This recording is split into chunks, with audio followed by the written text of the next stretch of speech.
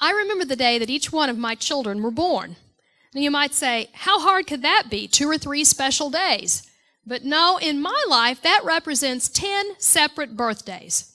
I remember holding Nathan, my firstborn son, and looking down in his eyes and realizing on that special day, it wasn't just a baby boy that was born, it was a mother that was born. A love rose up on the inside of me that I didn't know existed. So 2 years later, when baby Kaylin came along, and I looked down at my firstborn daughter, she was everything that I ever dreamed in a baby girl.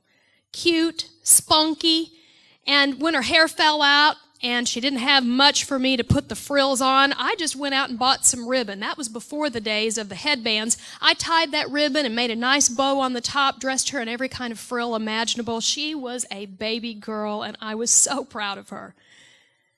I guess it's probably a good thing that back then I was not able to look ahead to 15 years later.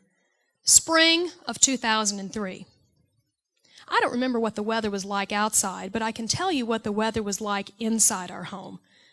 It was dark and stormy. It had been every day for months.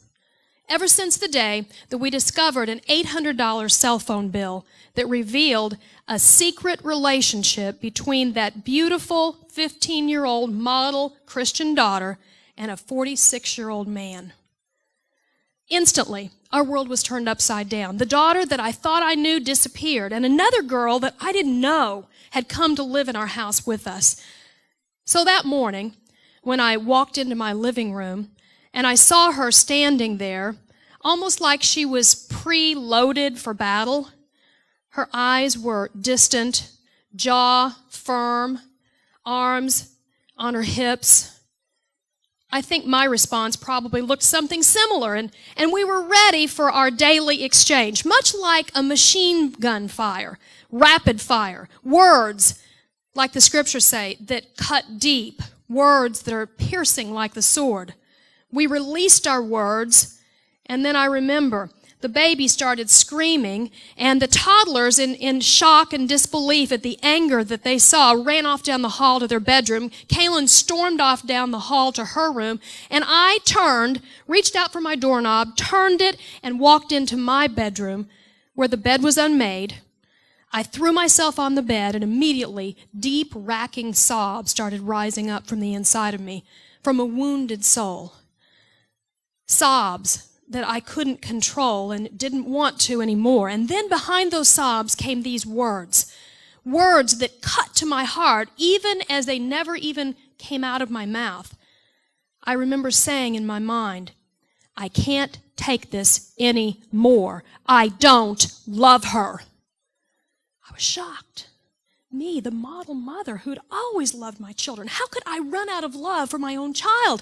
And I sobbed more, and more, until finally I heard this other voice come. Not from the room, but come up in my spirit. It was a familiar voice. It was a voice of comfort. And I heard my Father God say to me, Lisa, I understand your pain.